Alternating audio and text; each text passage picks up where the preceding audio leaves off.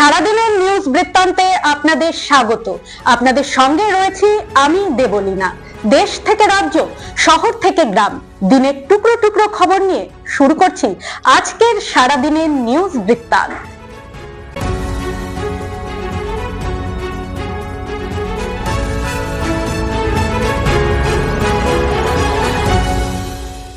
সারাদিনের নিউজ বৃত্তান্ত নিবেদন করছেন পেন জুয়েলার্স, সোনা যা সর্বক্ষণের। Agniswar jewellers, NS road, Raiganj. Shri Dhaka jewellers, আভিজাত্যের গয়না। ত্রিনয়নী জ্যোতিষ কার্যালয়, শ্যামপুর মোড়, দেবীনগর, রায়গঞ্জ।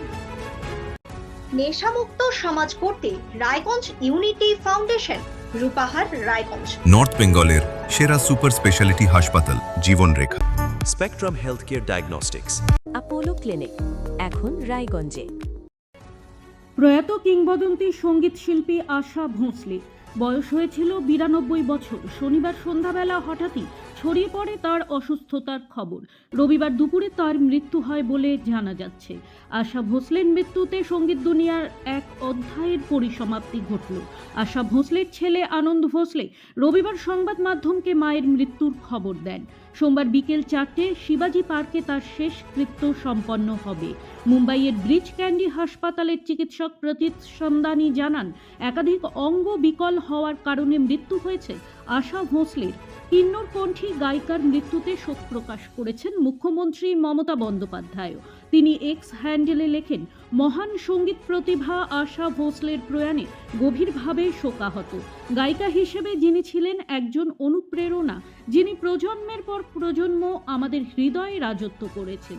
শিল্পীর সঙ্গীত জীবন নিয়ে মুখ্যমন্ত্রী আরও লেখেন, তিনি বহু বাংলা গানও গেয়েছেন এবং বাংলাতেও অত্যন্ত জনপ্রিয় ছিলেন। 2018 সালে আমরা তাকে বঙ্গবিভূষণ সম্মানে ভূষিত করতে পেরেছিলাম। দীর্ঘ কর্মজীবনে তিনি ভারতের বিভিন্ন ভাষায় অজস্র চলচ্চিত্র ও অ্যালবামের জন্য অসংখ্য গান রেকর্ড করেছেন এবং বহু পুরস্কার অর্জন করেছেন। তিনি দাদা সাহেব ফালকে পুরস্কারে সম্মানিত হয়েছেন। 2008 সালে পেয়েছেন পদ্মভূষণ। এবারে এক নজরে দেখে নেব বিধানসভা নির্বাচনের আপডেট। পশ্চিমবঙ্গে আসন্ন বিধানসভা নির্বাচনের প্রচারে বঙ্গে প্রধানমন্ত্রী নরেন্দ্র মোদী। রবিবার শিলিগুড়িতে জনসভা করলেন প্রধানমন্ত্রী।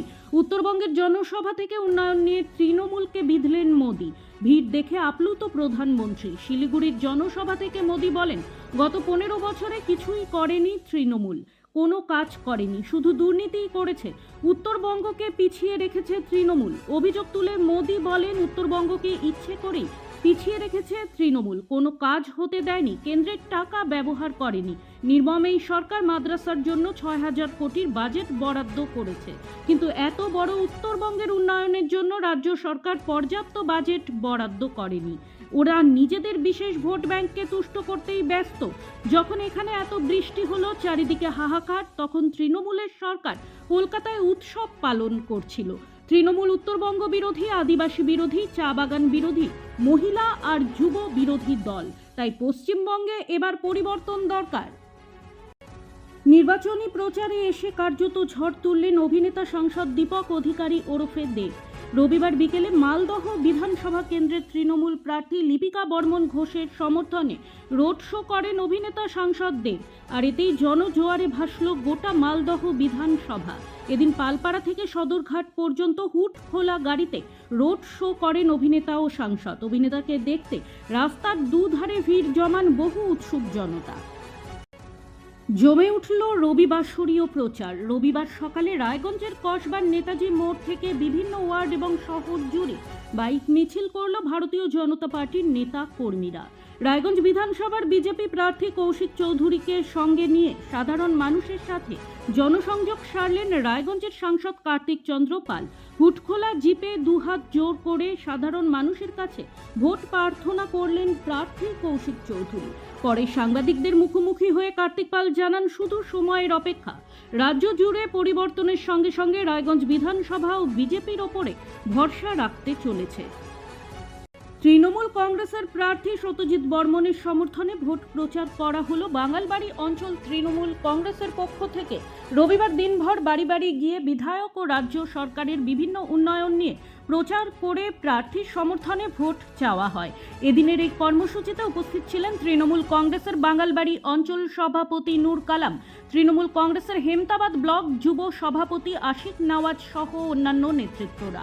23 এপ্রিল বিধানসভা নির্বাচনে হেমতাবাদ বিধানসভা তৃণমূল কংগ্রেসের প্রার্থী সত্যজিৎ বর্মন জয়ী হওয়ার পাশাপাশি চতুর্থবার মুখ্যমন্ত্রী হবেন মমতা বন্দ্যোপাধ্যায় বলে আশাবাদী তৃণমূল কংগ্রেসের বাঙালবাড়ি অঞ্চল সভাপতি নূর কালাম। প্রতিদিনের প্রতি মুহূর্তের খবরের আপডেট পেতে চোখ রাখুন নিউজ বৃত্তান্তের ফেসবুক পেজে। সাবস্ক্রাইব করুন নিউজ বৃত্তান্ত ইউটিউব চ্যানেলকে।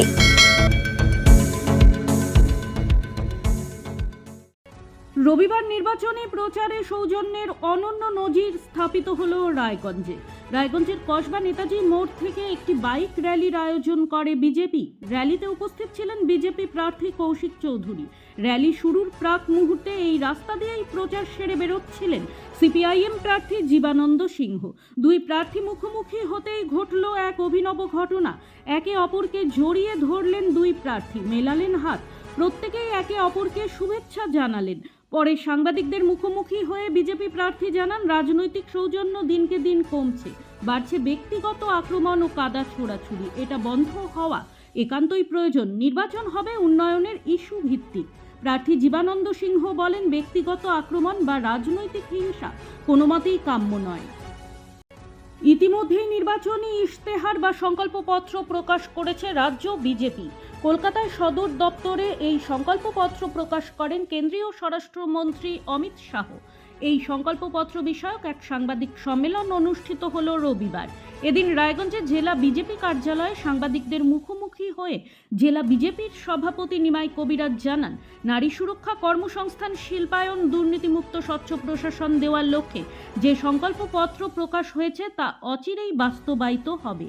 কারণ আগামী দিনে সরকার গঠন করতে চলেছে ভারতীয় জনতা পার্টি। অনুষ্ঠানে উপস্থিত রায়গঞ্জের সাংসদ কার্তিক চন্দ্র পাল বলেন, রায়গঞ্জকে বৃহত্তর নাগরিক পরিষেবা প্রদানের স্বার্থে উন্নত মানের যানজট নিয়ন্ত্রণ ব্যবস্থা, নিকাশি ব্যবস্থা সহকারে গড়ে তোলা হবে। বিজেপি সরকার গঠিত হলে বাড়বে দূরপাল্লার ট্রেনের সংখ্যা, গতি পাবে উন্নয়ন। ভোটারদের ভোট দানে আগ্রহ বৃদ্ধি করতে লোকশিল্পীদের গানের মাধ্যমে প্রচার হেমতাবাদ ব্লক প্রশাসনের। স্থানীয় লোকশিল্পীদের দিয়ে গান ও বাজনার মাধ্যমে ভোটারদের সচেতন করাই এই কর্মসূচির মূল উদ্দেশ্য।